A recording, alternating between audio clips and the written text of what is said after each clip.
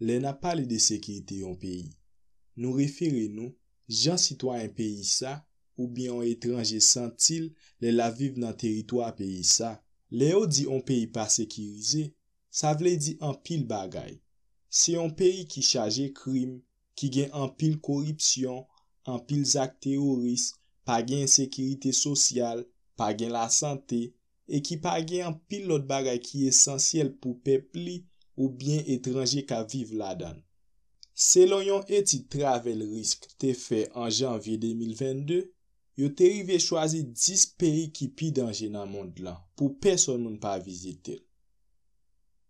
Non pas m'se Anglade, bienvenue sur page là. N'a rappelé que chaque lundi, nous choisissons moun sur page là pour faire cadeau $100. Si vous voulez participer, nous conseillons suivre page là, like, commenter et puis partager vidéo ça pour qu'a gen chance yon gagnant. On commence. Venezuela. Venezuela vin premier pays dans Amérique du Sud là qui entré dans yon liste comme ça. Majorité fois, c'est pays africain yo avec pays Moyen-Orient yo qui kon là. Venezuela, c'est yon nan pays qui ta dwe pi riche dans monde là. Parce que c'est pays qui gen plus pétrole sous terre ça. Et puis li gen en pile loto. Mais situation Venezuela vin pi mal de jour en jour. En pile crime a fait tout partout dans pays ya. En pile corruption. Gen en pile gouvernement l'autre pays qui si gère citoyen yo éviter voyager dans pays Venezuela à cause grosse insécurité li genyen. Mali. Pour troisième année consécutive, Mali rete dans classement comme yon nan pays qui pi danger dans monde là. Moment là, Mali c'est un pays qui divisé en deux régions. Dans nos pays ya, c'est terroristes qui commandent et yo même rive déclarer nos pays ya comme un état indépendant. Dans site pays ya on ti jan pi stable, mais de temps en temps terroristes a plaidé à attaquer. Civil yo victime en pile de attaques sa yo. Mali c'est un pays qui gen un kiltiki très riche et c'est un nan kiltiki pi ancien dans continent Afrique là. Mais malheureusement, touristes yo pa ka entrer pour vinn joui bel bagay sa yo à cause de insécurité pays ya. Irak. Invasion Irak 2003 après te comme yon nan pi gros crime dans l'histoire l'humanité. Invasion sa déstabiliser pays ya. Et pays sa vin yon nan pays qui pi danger dans monde là. Et c'est un pays qui gen un pile héritage historique qui gen un pile valeur dans monde là. Situation pays en vin ti jan pi stable que jan te longtemps parce que attaque terroriste yo pas fait même jan te kon fait chaque jour longtemps. Mais problème qui vin gen, yo pa kon ki le direct terroriste yo ap attaquer. Ou gen doit lever matin là et puis terroriste yo fait un attaque sans attendre. République centrafricaine. République centrafricaine, c'est yon nan pays yo presque pas mentionné dans nouvelle encore. Mais c'est yon nan pays qui pi danger dans monde là. Et puis c'est yon nan pays qui pi pauvre tout. Majorité zone nan pays ça contrôlé par bandits armés avec terroristes. Kidnapping avec vol, c'est façon ça yo vive. Et yo attaque civil yo en pile et même tirer en pile là-dedans yo. États-Unis déclaré li dit comme ça si un citoyen t'a décidé al nan pays ça avant ou aller quitter tout affaire en ordre et puis fait testament parce que li dit si ou aller li pa kwe wap ka tourner. Soudan du Sud. Soudan du Sud c'est un pays qui prend indépendance li en 2011 nan men Soudan. Yo te prend indépendance yo, c'est parce que population arabe la t'a tiye en pile moun noir dans pays ça. Le yo te fin prend indépendance yo, yo te pense pays a t'a pral faire en pile succès.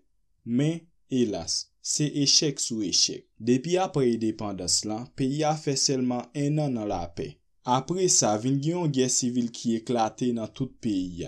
En 2020, yo te signé un accord pour la paix. Mais, c'est nad marinade. Pas jam gen yon gouvernement qui carré sous pouvoir, c'est transition sous transition. La Syrie. La Syrie, c'est un pays qui pi danger dans monde là. Même si année sa li yon ti jan fait mieux parce que bagay yo commence yon ti jan améliorer. Te gen yon temps la Syrie c'était un modèle à suivre dans pays Moyen-Orient yo. Pour jan li tap développé et puis avec un pile stabilité li te gen. Après ça, pays a vin entre dans yon gros guerre à cause de bagay dictati et puis bagay droits humains. Depi lè sa peyi a vin destabilize, se guerre sou guerre, anpil atak teroriste de tan an tan. Nan denye ane yo, la Russie te deside met men an koze a pou te kabayon koudme a prezident la Syria. Se sak vin fe, atak teroriste yo vin pa telman menm jan anko. Men, histwa la Syria, se yon histwa ki tre profond liye. Mwen pap ge tan explike nou li nan video sa. Afganistan. Se gen yon peyi yo rekonet nan mond lan pou zak teroriste avek insekirite, li pa lot ke Afganistan. Etats-Unis te fe kek ane ap okipe peyi a pou lwe sil te ka atabli la pe avek mete demokrasi la dan. Men, yo pat arrive fe sa. Se sak fe nan l'ane 2021, Ameriken yo te rive abandone peyi sa. Konye ya, peyi a vin rete nan men group Taliban yo. Taliban yo se yon nan group ki pi ame e ki pi ansyen nan mond lan. Tout gouvernement nan mond lan di pou sitwayen yo pa vizite peyi sa. Libye, invasyon Irak la moutre akle ke la guerre pa yon bon opsyon pou libere yon peyi an bayon diktate. Men Etats-Unis pa attende li pa we. En 2011 li envahi Libye. Epi yo asasine prezident Libyan li terele Muammar Gaddafi. Majorite nan nou kon histwa sa deja. Depi apre invasyon sa, peyi avin divize an 3. Kote se group teroriste, bandi, kriminel kap kontrole. Gouvernement preske pa gen pouvoi sou peyi sa anko. Se de tan an tan yon bom detone sans avi nan peyi sa. Men mwen pa kache diyo, l'histoire Libya se yon histoire ki tre profond liye tou, li gen pil bagay geopolitik la dan. Men, mwen pa kage tan explike nou li nan video sa. Somali. Somali se definisyon yon l'Etat ki echwe. Somali gen yon guerre civile ki komanse depi ane 1991 jiska noujou. Peyi sa, se teroriste, bandi, kriminel kap dirije l selman.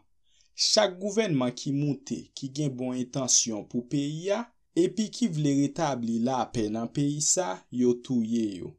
Peyi sa se yon peyi ki pov, pa gen manje, pa gen la sante, pa gen oken servis esensyel la dan. N'importe etranje ki al vizite peyi sa, ou swa yo tiyo ou yo pran tout so vin ave yo, ou bien yo kidnape ou pou yo fe kob ave yo. Selon internasyonal la, peyi sa pa gen espoir pou li anko. Se sak fe pa gen oken fos internasyonal ki vle eseye al retabli la pe nan peyi sa. Se la nou mette fe nan video sa. Dim so panse, nan tout peyi sa ou ki peyi ki pi danje pou ou.